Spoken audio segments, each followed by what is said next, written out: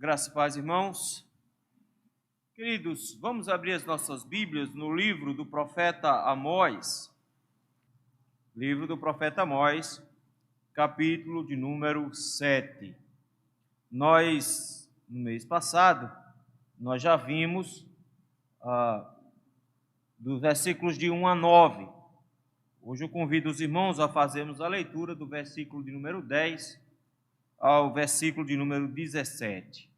Diz assim a Sagrada Escritura: Então Amazias, o sacerdote de Betel, mandou dizer a Jeroboão, rei de Israel: Amós tem conspirado contra ti no meio da casa de Israel. A terra não pode sofrer todas as suas palavras.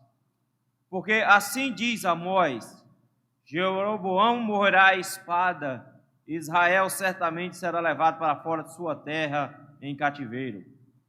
Então Amazias disse a Amós: Vai-te, ó vidente, foge para a terra de Judá, e ali come o teu pão, e ali profetiza. Mas em Betel, daqui por diante, já não profetizarás, porque é o santuário do rei e o templo do reino. Respondeu Amós e disse a Amazias: Eu não sou profeta, nem discípulo de profeta, mas boieiro e colhedor de sicômoros. Mas o Senhor me tirou de após o gado, e o Senhor me disse: Vai e profetiza ao meu povo de Israel. Ora, pois, ouve a palavra do Senhor. Tu dizes: Não profetizarás contra Israel, nem falarás contra a casa de Isaque. Portanto, assim diz o Senhor: Tua mulher se prostituirá na cidade, e os teus filhos e tuas filhas cairão à espada, e a tua terra será repartida a cordel, e tu morrerás na terra imunda, e Israel certamente será levado cativo para fora da sua terra. Vamos orar?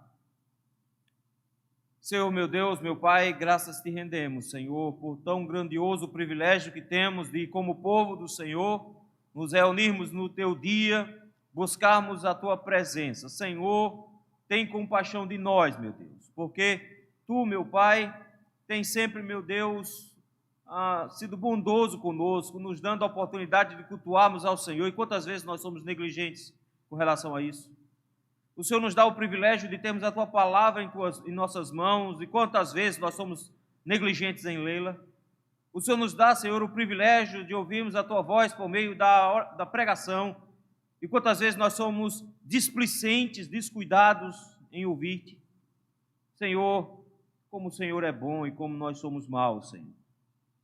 Por isso, humildemente, meu Pai, nós te pedimos nesse instante que o Senhor guarde o nosso coração na Tua presença, e nos traga a mente cativa à palavra do Senhor, que possamos meditar na Tua voz, Senhor, sendo instruídos por Ti, ouvir o Teu querer hoje à noite. É no nome de Cristo Jesus que nós te rogamos. Amém. Irmãos, Calvino, quando era muito jovem, tinha planos interessantes. Após a morte do seu pai, ele pensou que finalmente iria estudar, iria para Estrasburgo. Era essa a ideia dele, estudar. No caminho, foi obrigado a parar numa cidadezinha horrível, chamada Genebra. Ali, o pastor da local o forçou a ficar. Disse que os estudos dele seriam amaldiçoados se ele continuasse e não permanecesse em Genebra para trabalhar. Eles queriam que aquela cidade pequena, fosse transformada numa cidade protestante. O interesse era muito mais político do que religioso, mas eles queriam. Calvino, forçado pela maldição do pastor, resolveu ficar. O povo até que foi bem, mas não demorou muito. Em pouco tempo, Calvino, por que eu chamei Davi? Eu não sei. Calvino começou a passar por dificuldades. Deram tiro na porta dele. E o motivo foi muito simples. Eles queriam que tivesse um pregador no púlpito, não alguém que se metesse na vida deles. Quando Calvino começou a denunciar a imoralidade da cidade, a bebedice da cidade, a preguiça da cidade, quando ele começou a denunciar os pecados da cidade, expulsaram Calvino. Ele não ficou lá muito tempo. Não é para menos, meus irmãos. Jonathan Edwards, aquele que pregou o sermão Pecadores nas mãos do Deus, foi expulso da igreja também. Saiu da igreja poucos anos depois. Quando o povo de Deus resolve denunciar o pecado, ele se torna persona não grata. Toda vez que o povo de Deus resolve pregar a palavra como ela deve ser pregada, ele vai incomodar muita gente. E, com certeza, ele vai trazer dificuldades para a sua pregação. E aí está, meus irmãos, o grande teste para o povo de Deus.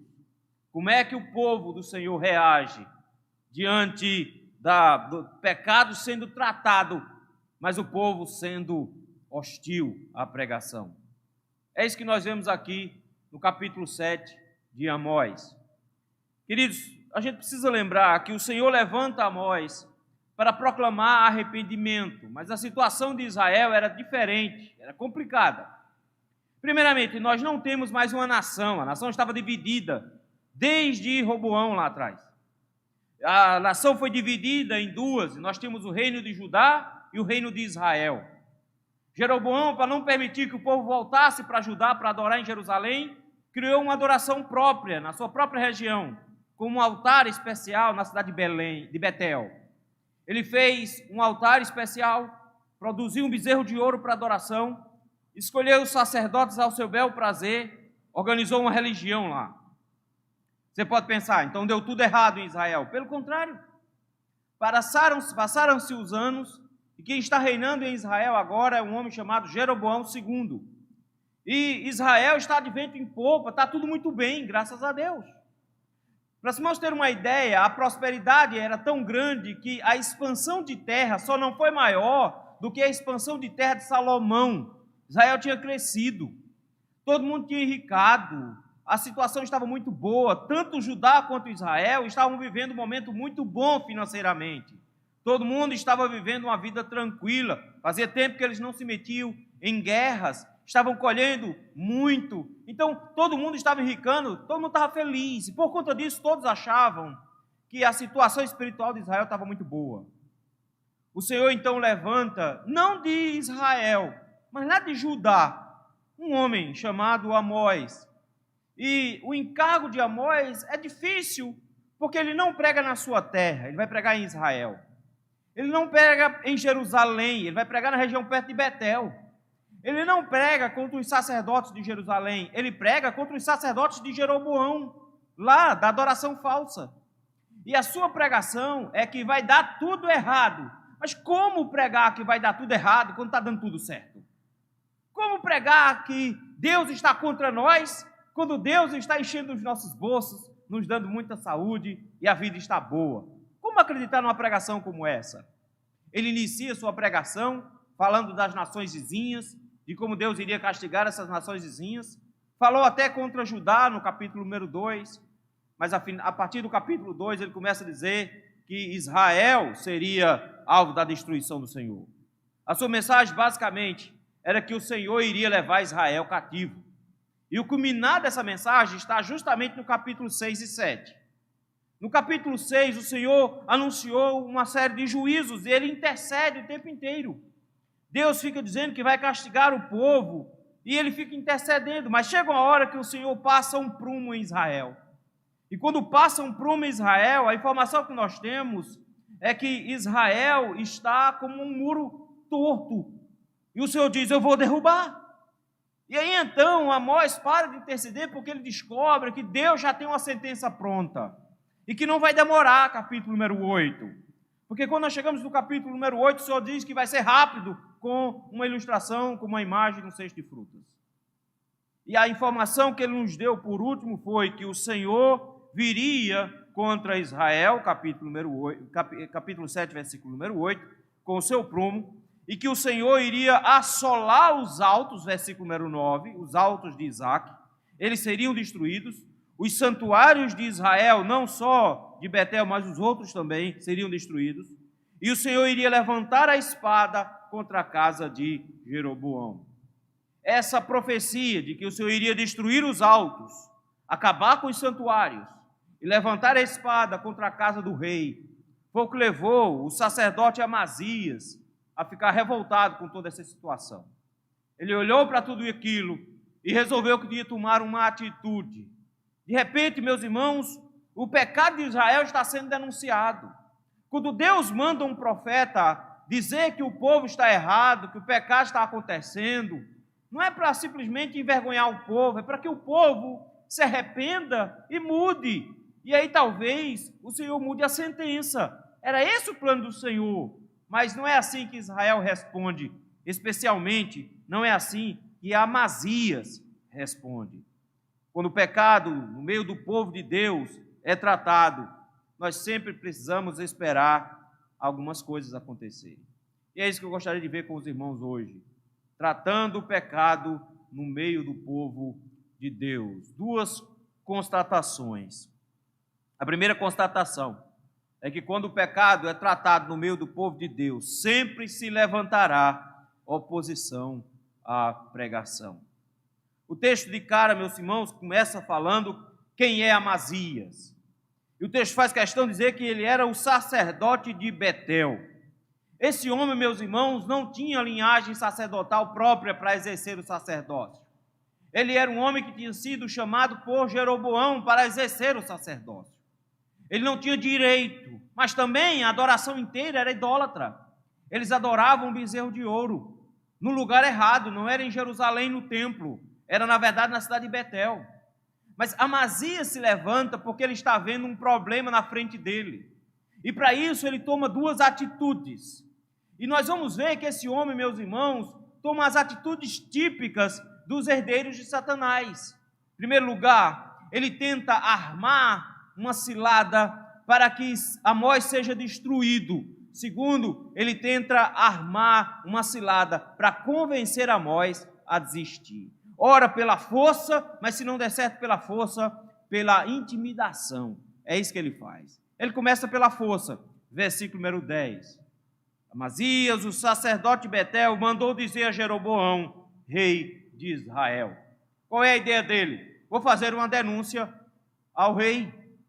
O rei precisa saber o que está acontecendo. Querido, se Amós estava pregando já há algum tempo em Israel, o rei já sabia. Mas o que Amazias está tentando é formular uma acusação que leve Amós à morte. O que Amazias quer é que o profeta do Senhor morra. Nós precisamos então compreender que às vezes a oposição aos pregadores não vem de fora da religião, mas vem da própria liderança religiosa.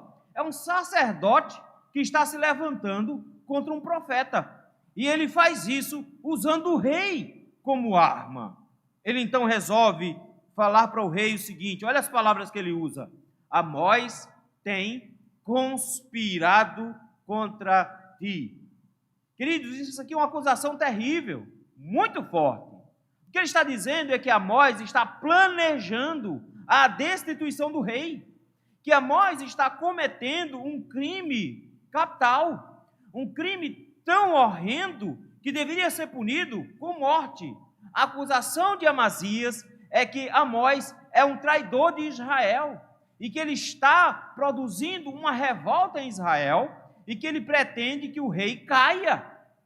Ele está tentando fazer com que o rei se ire contra Amós e o mate. Eu quero que você note como é que ele faz isso. Primeiro, ele mente.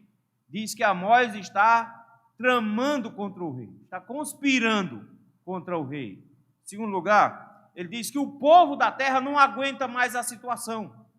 Ele está falando em nome do povo e dizendo que não vai demorar muito para que as palavras de Amós encontrem ressonância nos ouvidos do povo e o povo comece a responder a Amós de acordo com a pregação dele.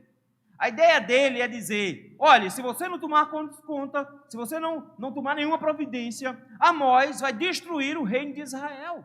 Se você não tomar providência, Amós, que não é um simples pregador, é alguém que está conspirando contra o reino, vai derrubar o reino, porque o povo não está aguentando mais ouvir Amós falando o tempo inteiro. A pergunta é, o que é que Amós está pregando? Ele vai dizer o que Amós está pregando, mas ele mente quando ele diz o que Amós está pregando. Pelo menos uma meia mentira. Veja aí, versículo 11. O que é que Amós está pregando? Está pregando que Jeroboão morrerá à espada. Isso aqui é uma acusação muito séria. Ele está dizendo que Jeroboão está pregando que o rei vai ser assassinado. Jeroboão está pregando, aliás, Amós está pregando que Jeroboão vai morrer por uma espada. Ele está conspirando, ele quer a morte do rei. Mas não foi isso que Amós disse. Se você prestar atenção, no final do versículo 9, a profecia diz assim: levantar-me-ei com a espada contra a casa de Jeroboão. O texto não está dizendo que é Jeroboão direto, está dizendo que é a casa de Jeroboão. E a expressão levantar-me-ei com uma espada não significa que Jeroboão vai morrer por uma espada, até porque, se você for para a 2 Reis, ele não morre assim. Ele não morre por espada. Logo, o que ele está querendo é torcer as palavras do profeta para dizer que o profeta está dizendo algo quando o profeta não está dizendo. O que o profeta está dizendo é que o Senhor iria levantar a guerra contra a casa de Jeroboão. E que a casa de Jeroboão seria destruída a partir da guerra. Era isso que Deus ia fazer, não uma morte específica de Jeroboão. A segunda parte da profecia, até que parece que ele lembra. Final do versículo de número 11, ele diz assim: Israel certamente será levado para fora de sua terra em cativeiro. Essa parte ele disse certo. Só que essa mensagem é assustadora para Israel. Ele está tentando fazer com que o rei pense: olha só, esse homem está conspirando contra mim. Ele está pregando que eu vou ser assassinado, e ele está pregando que o reino inteiro vai cair. Ele vai gerar pânico, ele vai gerar dissensão, ele vai começar a levantar força, o gás dos inimigos. Os inimigos de Israel vão ganhar força, eles vão querer realmente se levantar. O que Amazias está tentando é convencer o rei a matar Amós. Mas por que é que um sacerdote está tão preocupado assim com um pregador? Por que que o sacerdote está tão agoniado a ponto de chegar para um pregador e tentar fazer com que o pregador seja morto para não continuar pregando? É porque Amazias tem interesses que Amós está desmanchando. E esses interesses nós podemos ver a partir do versículo número 12. Não deu certo. O que acontece é que nós não temos nenhuma resposta por parte de Jeroboão. Ao que tudo indica, ou Jeroboão nem ligou para o que Amazias disse, ou ele próprio não quis se levantar contra o profeta do Senhor, porque ele não é bobo. Então ele provavelmente diz: deixa pregar, deixa acontecer, não vai tomar nenhuma providência. Quando Amazias viu que pela violência não iria conseguir calar o profeta, quando ele viu que pela força do rei ele não iria conseguir matar Amós, ele tem uma segunda opção. Tem um comentarista que diz uma coisa muito interessante, ele diz: ele deixa de ser um leão para virar uma raposa. Ele começa então a armar para cima de Amós com convencimento. Eu quero que você note os convencimentos que ele usa aqui no versículo número 12. Ele vai falar diretamente para Amós. A palavra diretamente para Amós. Ele diz assim: disse Amazias a Amós: vai-te, ó vidente. Ele chega agora e chama Amós de vidente. Isso aqui não era uma coisa ruim necessariamente. Era assim que os profetas eram conhecidos. Nós vimos isso quando nós estudamos 1 Samuel. O próprio texto de 1 Samuel diz que era assim que os profetas eram conhecidos. Mas agora ele chega com uma informação bem simples, bem direta. Ele chega agora e diz: vá-se embora. Vá-se embora de Israel. Ele não quer que Amós continue ali. Mas ele não tem como mandar Amós embora, porque ele não tem autoridade para mandar Amós embora. Ele tentou o rei e o rei não tomou providência nenhuma. Ele chega agora e diz: vá. Mas ele acrescenta uma coisa. Ele acrescenta: fuja. Vejam aí na sua Bíblia. 12. Então disse Amazias a Amós: vai-te, ó vidente, foge para a terra de Judá. Mas por que Amós deveria fugir? Por qual motivo ele deveria fugir? Existe alguma urgência que leve Amós a fugir? O que ele está tentando fazer com Amós é fazer com que Amós tenha medo. Ele está tentando colocar medo no coração do pregador. Ele está tentando colocar medo no coração de Amós. Ele está tentando fazer com que Amós entenda que ele está correndo riscos. E riscos importantes. e que não vale a pena correr risco quando se prega. É interessante, queridos, que é isso que o mundo tenta fazer. É a mesma coisa. Pelo poder de Satanás, continua tentando obrigar à força para que o povo de Deus pare de pregar. E começa a dar ordens, e começa a ameaçar o povo de Deus com prisão, com morte, coisa desse tipo. Quando não consegue parar o povo de Deus, a ideia aqui é: fique com medo de pregar, porque senão a multa vai ser grande. Fique com medo de pregar, porque senão você vai findar na cadeia. Pare de pregar sobre esses assuntos, porque senão você vai passar uma vergonha muito grande e você vai sofrer uma derrota financeira muito grande. É essa mesma estratégia. O que acontece aqui é que ele diz: fuja, porque Israel não é um lugar seguro para você. Lugar seguro para você é em Judá. Vá para lá. E olha o final do versículo 12. Vá para a terra de Judá. Fuja para a tua terra. E ali come o teu pão e ali profetiza. Esse era o grande problema de Amazias. Amazias era um religioso profissional. Amazias era sacerdote com base em dinheiro. Ele recebia para ser sacerdote. E porque ele está com medo de Amós, porque Amós profetizou lá no início do versículo número 9 do capítulo 7, que os altos de Isaque seriam assolados, que os santuários de Israel seriam destruídos. E se o santuário de Betel fosse destruído, se acabasse a adoração idólatra em Israel, Amazias seria um desempregado. Ele não teria dinheiro para comprar comida. Ele não teria dinheiro para sustentar a sua vida. E ele é um homem de posses. Nós vamos ver que ele não era um pobrezinho, não. Ele tinha terras, ele tinha propriedades, coisas que no Antigo Testamento era proibido para um sacerdote. Ele tinha posses. E ele viu todo o seu empreendimento da fé ir por água abaixo por causa de um pregador. O pregador chega e diz: vai fechar o templo, vai fechar a adoração lá de Betel. E ele é o responsável pela adoração de Betel. E ele só come porque em Betel tem dinheiro.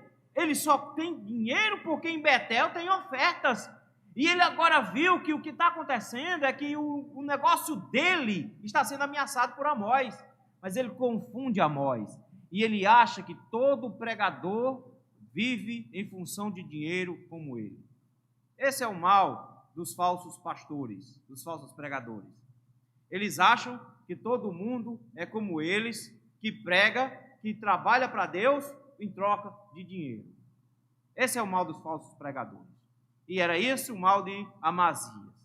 Ele olha para Amós e diz assim: vá para Judá, fuja para lá. Lá você profetiza e lá você ganha o seu dinheiro. Lá você ganha o seu sustento. Ele está dizendo que em Judá, Amós teria mais chance de ganhar dinheiro pregando, porque em Israel não ia dar certo.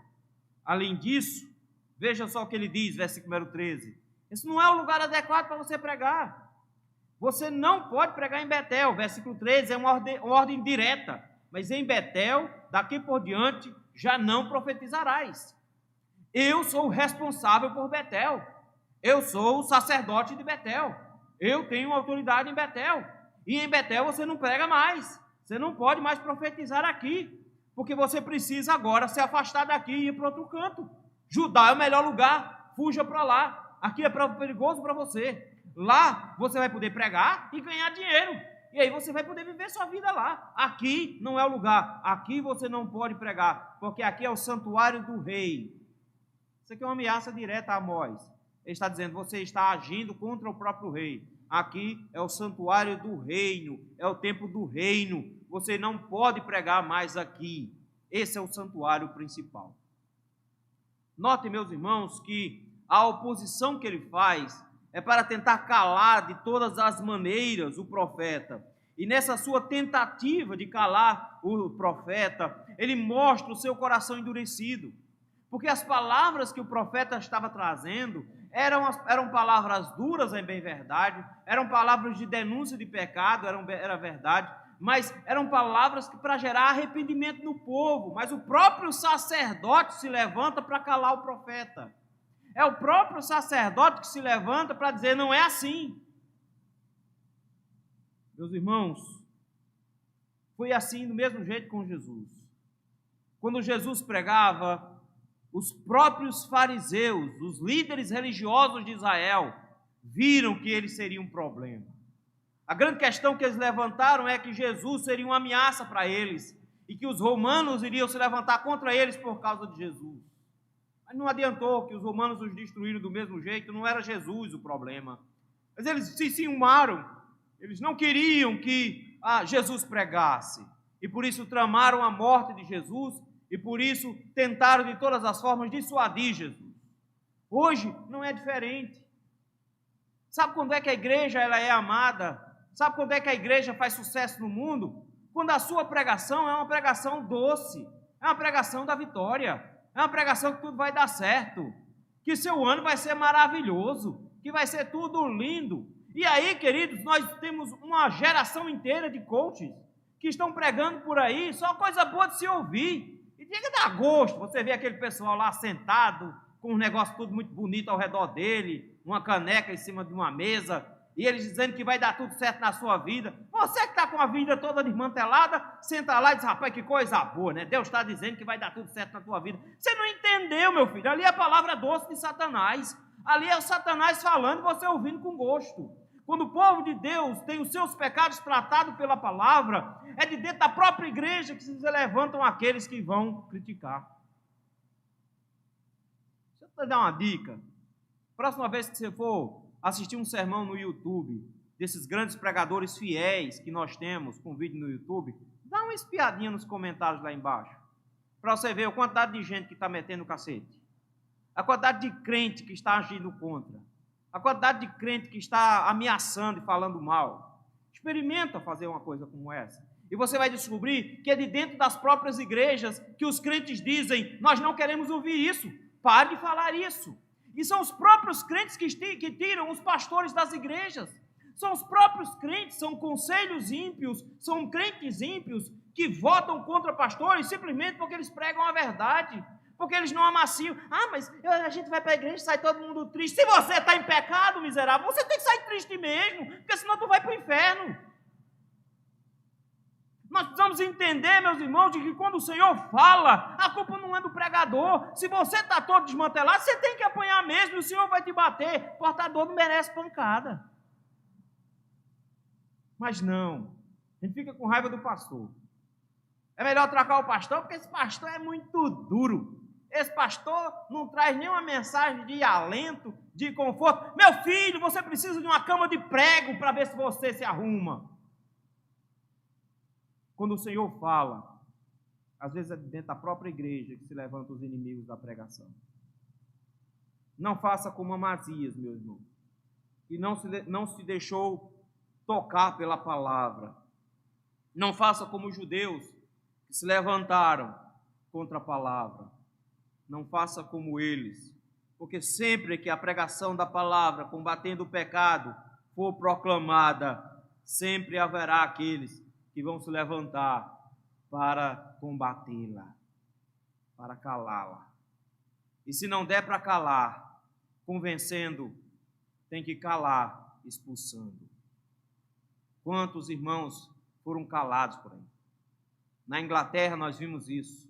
Irmãos que pregavam nas igrejas, até que a rainha mandou calar todo mundo. John Bunyan foi um exemplo disso. Pregava, foi expulso. Você pensa assim, pronto, ficou desempregado, agora ele fica calado, foi para a praça pregar. Veio então uma ordem, se pregar na praça, vai preso. Ele foi lá, pregou e foi preso. Chegou alguém e disse, vamos fazer um acordo? Você para de pregar, a gente te solta. Sua mulher e teus meninos estão lá passando necessidade. Você precisa trabalhar, cara. Vamos lá, a gente te solta e você prega. Se me soltar, eu vou pregar. Um dia inventaram de soltar ele, no outro dia de manhã ele estava lá pregando, prender de novo. Passou a vida inteira preso. Porque de sempre que houver a denúncia do pecado, sempre que o pecado for tratado no meio do povo de Deus, sempre se levantará oposição à pregação. Mas em segundo lugar, meus irmãos,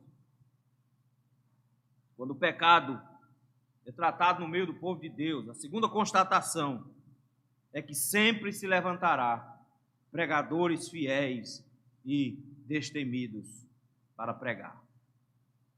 A resposta de Amazias vem no versículo número 14. Amazias vai começar mostrando, em primeiro lugar, que ele não é da mesma laia de Amazias. Amós vai mostrar que Amazias está completamente enganado, que Amós é diferente dele, e que enquanto ele está preocupado em perder dinheiro se o templo fechar, enquanto ele está preocupado em enriquecer com a vida religiosa que ele tem, Amós diz que não é desse jeito. Vejam aí versículo 14. Olha a resposta de Amós. Eu não sou profeta.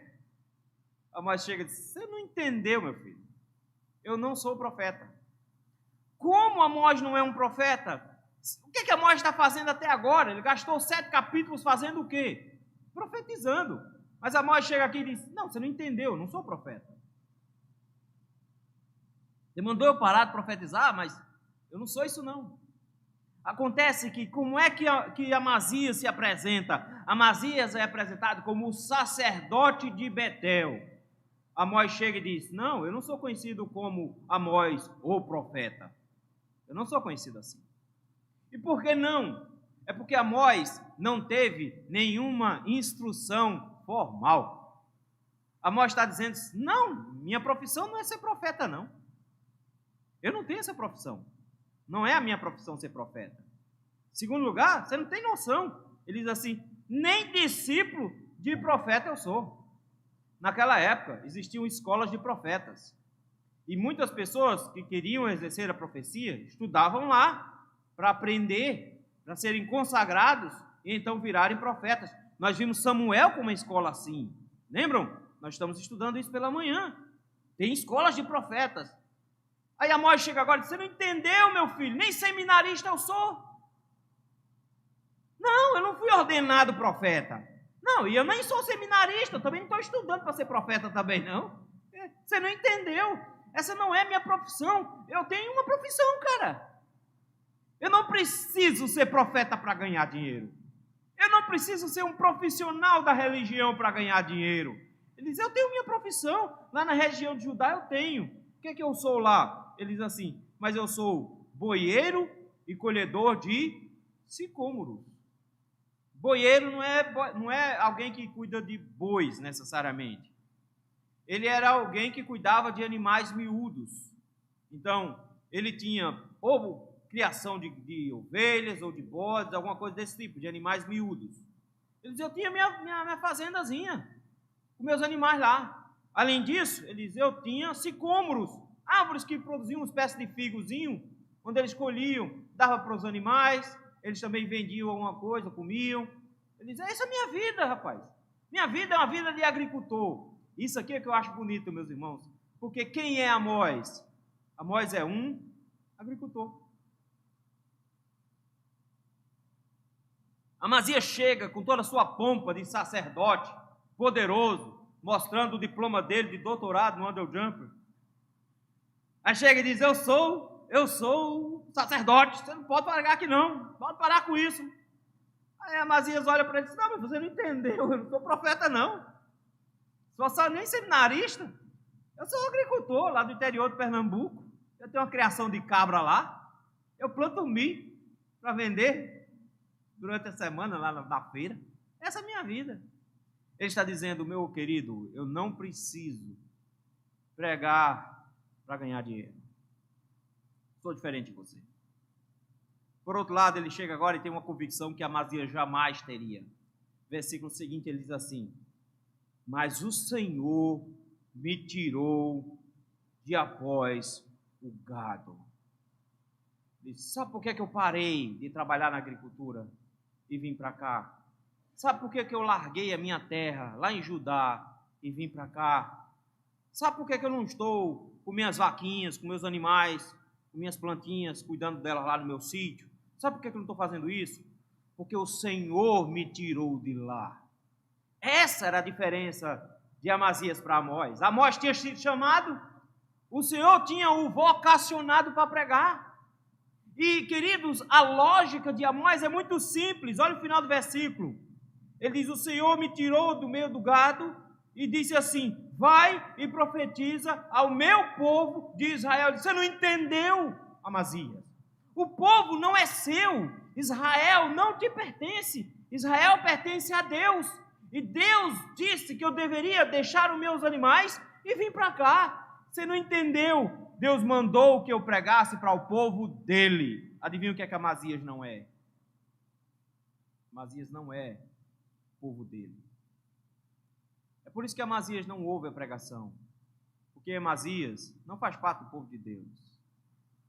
Diz: o Senhor me mandou para pregar para o povo dele.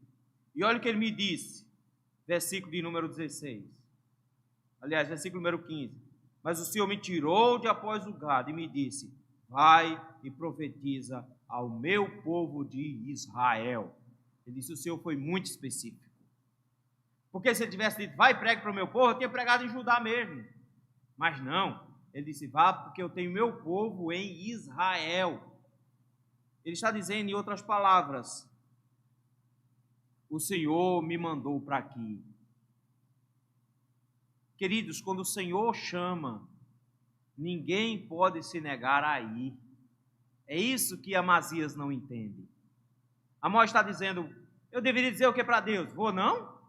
Você é louco? Deus chegou para mim e disse: larga tuas coisas aí, deixa os animais para trás, vai lá em Israel e pregue, porque o meu povo que está lá em Israel precisa ouvir umas coisas. Eu vou chegar para Deus e dizer: vou não, Senhor, vou não, que eu tenho muita coisa para fazer. E o gado, quem é que vai cuidar? Senhor, não posso não. Ele disse: não, meu filho, quando Deus mandou, eu vim. Em outras palavras, ele é um arauto de Deus que prega orientado, conduzido, vocacionado por Deus e diz exatamente o que Deus mandou dizer. Primeira fala de Amós para Amazias é: deixa eu explicar as situações, eu sou diferente de você. Você vive na religião para ganhar dinheiro, você vive na religião para enricar, e você está com medo porque as palavras do Senhor estão destruindo o seu negócio, vão acabar com o seu negócio. É por isso que você está querendo que eu me cale, mas não tem como eu parar de pregar, porque o Senhor me mandou. Quando o Senhor manda, a gente não pode ficar calado. Por isso, você me disse: fique calado. Versículo número 16. Foi isso que você disse. Tu dizes: não profetizarás contra Israel, nem falarás contra a casa de Isaac. É isso que você está dizendo, não é? Você está dizendo: pare de profetizar. Agora eu quero dizer uma coisa para você. Você não entendeu que quando você manda um pregador ficar calado, você está mandando Deus ficar calado. Então, na verdade, Amazias se achava mais poderoso do que Deus. Ele podia dar ordens a Deus para dizer: Deus, eu não quero que o Senhor fale essas coisas incômodas aqui. Eu não quero que o Senhor me incomode, me mostrando esses meus pecados. Eu não quero que você fale. Queridos, essa é a mesma atitude do mundo sempre. Não quer ouvir, não quer ser incomodado com a palavra do Senhor. Mas Amós olha e diz: e daí? Estou nem me lixando. É isso que você diz. Mas não se enganem. Quando as pessoas se levantam contra a mensagem do Senhor, elas são obrigadas a ouvir a mensagem do Senhor de forma muito mais explícita. Olha a palavra dele agora. Você disse para eu não profetizar contra Israel. Ou seja, você está mandando o Senhor ficar calado. Pois muito bem. Assim diz o Senhor, versículo 17. Eu fico pensando aqui no coração de Amazias. Porque ele chega para o profeta e diz: para de pregar dizendo que Israel vai ser destruído. Para de pregar dizendo que Israel vai ser levado para o cativeiro. Para de pregar dizendo que o Senhor vai destruir a casa do rei. Para de pregar, isso aqui não é seu lugar não, vá-se embora, vá para ajudar. Lá você ganha seu dinheiro, lá você ganha sua vida. Não venha pregar isso aqui mais não. Amós olha para ele e diz: então vamos ter uma pregação agora diretamente para você. Agora a mensagem é para você. Tome posse. Receba. Né? Pisa no chão com o poder que vem a voz de Deus aí. Versículo 17. Ele diz: pois muito bem, assim diz o Senhor, porque você tentou impedir um profeta do Senhor, porque você tentou calar a voz de Deus em Israel, porque você disse que não deveria haver profecia da parte de Deus contra Israel. O Senhor diz agora para você que tua mulher se prostituirá na cidade. Agora o negócio ficou feio. Interessante porque o que Deus vai fazer agora é mostrar para Amazias que ele vai tirar cada coisa que Amazias ama e vai tirar de um jeito diferente. E a primeira coisa que Deus diz que vai tirar de Amazias é a esposa. Ele chega e diz: a sua mulher, Amazias, vai se tornar prostituta. Não é que ela iria ter gosto por isso, não é porque ela ia querer fazer isso.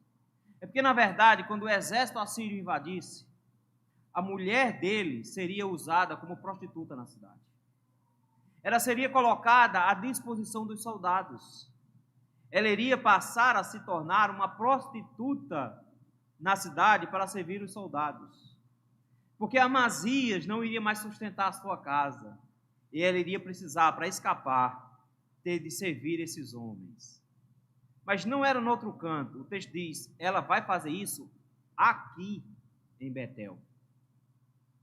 Porque talvez se ela se tornasse prostituta, obrigada, longe dos olhos dele, ele ficasse mais tranquilo, porque o que os olhos não veem, o coração não sente. Mas não. Todos vão saber onde está a esposa de Amazias. Todos vão saber qual é a condição dela hoje. Todos da cidade que a conhecem vão saber que ela se tornou uma prostituta na cidade. Que dor para esse homem, não é? Mas o Senhor tem mais coisa para ele. O Senhor diz: e seus filhos e suas filhas. Você disse lá atrás que eu falei que Jeroboão iria morrer à espada, que é mentira. Eu disse que ia trazer guerra à casa de Jeroboão. Mas na sua, agora vamos falar de direto, ele diz, na sua, os seus filhos e as suas filhas, eles sim vão morrer pela espada. Ele chega agora e manda que Amazias olhe para a família dele e diga, e veja, o Senhor está dizendo que nenhum dos seus filhos vai chegar à maioridade, que nenhum dos seus filhos vai ter família, que os seus filhos e suas filhas vão morrer. Queridos, isso aqui é Deus dizendo para Amazias: ok, Amazias, o Senhor já disse que ia trazer destruição contra Israel, e por 2 vezes o profeta orou, e o Senhor disse: não vou destruir, não vou destruir. Mas agora, por causa da sua palavra, Amazias, eu estou dizendo que a destruição vai chegar mais cedo, e vai chegar tão cedo que os seus filhos vão ver essa destruição, vão chegar tão cedo que você vai ver a sua mulher se prostituindo. Essa destruição vai ser antecipada e os seus filhos vão ser assassinados pelos assírios. 2 coisas que Amazias amava: a mulher vai virar prostituta, os filhos serão mortos à espada. 3ª coisa que Amazias amava: seus bens, suas terras, casas. E ele chega agora e diz: a tua terra será repartida a cordel. A ideia aqui é: não vai sobrar ninguém da tua família, Amazias, para receber a herança da tua terra.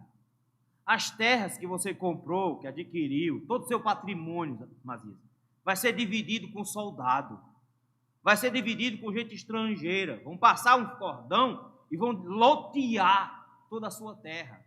Ela será dividida com pessoas estranhas. Você, Amazias, vai perder todos os seus bens, os bens que você está tão preocupado em manter por causa da pregação. O Senhor vai tirar todos os seus bens, Amazias, e vai lotear cada parte dos seus bens. 4ª e última coisa que Amazias amava: sua profissão. Sua profissão. Ele diz no final: e você, Amazias, vai morrer. Mas não vai ser fácil assim. Você, Amazias, vai morrer na terra imunda. Em outras palavras, Amazias não morreria na Terra Santa. Amazias seria levado cativo. Seria levado para o cativeiro da Síria. Iria morrer lá, depois de ver a mulher se prostituindo, os filhos assassinados e todos os seus bens saqueados. Ele seria levado preso para a Síria, para morrer lá, longe de Israel, longe da adoração. E como é que termina a profecia? E não tem jeito. Israel certamente será levado cativo para fora de sua terra. Sabe como é que o profeta termina? Ele termina assim dizendo: e o que eu disse antes ainda está valendo, do mesmo jeito, porque Israel ainda vai para o cativeiro. Ou seja, você não conquistou o que você queria. Você queria calar um profeta. O que é que você conseguiu? Maldição particular. E o que é que vai acontecer? Deus vai continuar fazendo do mesmo jeito que ele tinha dito que ia fazer. A mensagem não mudou, Amazias. Só mudou a sua sina, por ter tentado parar a voz do Senhor. Temos que ter cuidado, meus irmãos, porque o texto nos mostra um homem que desprezou a voz de Deus, que tentou barrar a pregação, que tentou impedir que a voz de Deus fosse ouvida. E quando isso acontece, a única coisa que se consegue é a maldição de Deus, é a atenção irada de Deus. E é isso que Deus fez. Mas, por outro lado, o que é que Deus faz? Deus levanta homens destemidos, fortes e corajosos, que encaram o sacerdote e dizem: pois bem, você está querendo que eu me cale? Pois muito bem, eu não prego por causa do dinheiro, eu prego porque o Senhor me vocacionou. E eu vou te dizer uma coisa, vou continuar pregando do mesmo jeito, a mensagem dá do mesmo jeito, não importa se você quer, gostou ou não. Note, queridos, que os verdadeiros pregadores da palavra não estão nem se lixando se os pecadores não os escutam, não estão se preocupados se eles acolhem ou não, eles vão continuar com a mesma mensagem. O que é pecado, continua sendo pecado e ponto final. Eles continuam pregando a palavra. A igreja fiel, meus irmãos, precisa fazer isso. Ela não pode mudar a mensagem quando ela sofre pressão. Ela mantém a mesma mensagem, mesmo que ela seja dura, quando o mundo nos manda ficar calado. Tem um candidato aí que está dizendo que vai botar os pastores no lugar dele. Quando ele for eleito, vai colocar os pastores no lugar dele. Ele não entendeu. Ele não está lutando contra a carne ou sangue. Ele não está lutando contra pastores. Ele está lutando contra Deus. Se não entenderem, quando processarem os pastores, para que os pastores não falem sobre determinadas opções sexuais, vocês não entenderam. Não é uma luta contra homens, é uma luta contra Deus. Só trará maior maldição sobre a vida desses. E o que é que o povo de Deus vai continuar fazendo? Continuar pregando a mesma mensagem. Não importa como, não importa onde, a mensagem continuará a ser pregada. Essas duas constatações, meus irmãos, que nós chegamos hoje, são as duas constatações que nós vamos levar a cabo hoje como lições. A primeira lição é: não espere que quando a igreja de Cristo pregar a verdade, o mundo seja agradecido, dê uma placa de honra ao mérito a ela e diga parabéns por nos dizer tudo isso que vocês disseram. Nunca o mundo vai fazer isso. Nunca haverá no mundo um acolhimento à mensagem do Senhor. E toda vez que o povo de Deus resolver pregar a verdade, ele será rechaçado pelo mundo. Porque a verdade, meus irmãos, ela incomoda. E se a mensagem não está ofendendo um pecador, é porque a mensagem está errada.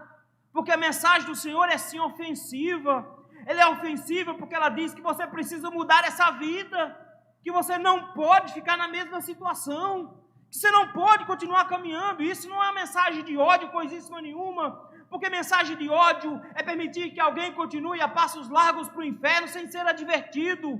O que a igreja do Senhor está fazendo é advertindo o mundo para o pecado deles, para o final do pecado que é o inferno, e para a obra redentora de Cristo que salva o pecador e modifica a sua vida.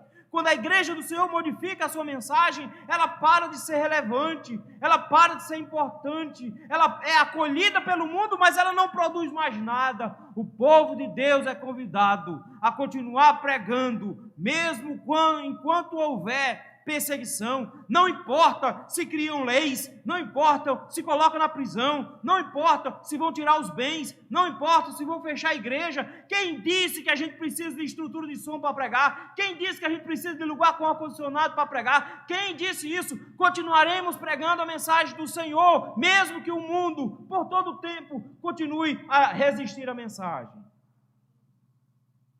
Mas não se engane. Vem de dentro das igrejas a resistência. Vem dos membros da igreja a resistência. São os membros da igreja que se levantam contra os pregadores. É de dentro da religião que surgem aqueles que dizem: pregador fulano de tal tem que ficar quieto. Seria melhor que ele parasse de pregar, porque ele me incomoda. E eu vou dizer para você, se você está incomodado com a pregação de alguém, ajoelhe-se na presença do Senhor, porque o Senhor resolveu falar com você por meio desse alguém. Porque se você está incomodado com uma pregação, não é com o pregador que você está incomodado, é com a mensagem que está falando para você. E a melhor atitude que você pode tomar não é a atitude de amazias, de calar um pregador. A melhor atitude que você pode tomar é de calar o seu próprio coração. Por isso que se você tem ouvido um pregador que tem maltratado seu coração e você fica agoniado quando o escuta, dobre o seu joelho em oração e peça perdão a Deus. Peça perdão ao Senhor. Peça misericórdia a Ele, para que Ele perdoe o seu pecado, para que você escute a voz dEle. Mas uma segunda lição que nós aprendemos nesse texto, meus irmãos, é que a igreja do Senhor não pode se intimidar. Ah, mas política e religião não se misturam. Então você fica com a sua religião e eu fico com a política para falar aqui do jeito que eu quiser, mas você não pode se meter. Meu corpo, minhas regras, não fico falando que eu sou assassina de bebês, porque eu não sou. Você é assassina de bebês. Você é pior, você é assassino do seu filho, não é nem de bebês. Você não é uma bruxa que se esconde numa casa de doces para engolir, para matar Joãozinho e Maria. Você é pior do que isso. Você pariu Joãozinho e Maria e as comeu. Nós precisamos entender, queridos, que a mensagem do Senhor precisa continuar a ser pregada. E para isso nós precisamos de uma igreja que tenha coragem. Tenha coragem, porque quando o mundo se levantar, o povo de Deus precisa estar disposto a morrer para defender a bandeira do Evangelho. Nós precisamos estar dispostos a sofrer perseguição, a sofrer reprimenda, a sofrer saques de nossas contas, a sofrer com falta de dinheiro para continuarmos pregando o Evangelho. Nós não podemos achar que a pregação do Evangelho vai ser tranquila. Mas quando o mundo se levantar e disser: fique calado, nós vamos levantar e dizer: Deus ainda está dizendo a mesma coisa.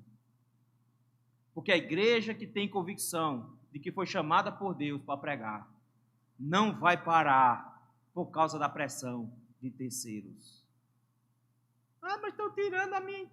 Pastor, estão acabando com a minha rede social e tu precisa disso? Desde quando você se lembra que precisa de rede? Acabaram com o Orkut, está com saudade do Orkut? Está sentindo falta do Orkut? Não? Então você não vai sentir falta do Twitter, meu irmão. Você não vai sentir falta do Facebook. Você não vai sentir falta do Instagram. Você pode usar qualquer coisa. A pregação do Evangelho continua. Deixa a rede cair. Não fica com problema com isso. Nós continuamos pregando o Evangelho, porque nós somos destemidos. Nós não tememos a homens. Nós só tememos a Deus. E o nosso Deus disse: vá e pregue. Toda vez que o Evangelho for pregado, haverá um grupo que vai se levantar contra. Nesse momento, a igreja decide qual é a sua opção. Se acovardar e ficar quietinha, o que ela fez por muitos anos, e nós vimos o resultado. Ou se erguer e receber o impacto. O Senhor nos convida hoje a continuarmos pregando a palavra do Senhor. Doa a quem doer, inclusive contra nós. Destemidos, proclamando a mensagem santa do nosso Redentor. E que Deus nos ajude. Amém.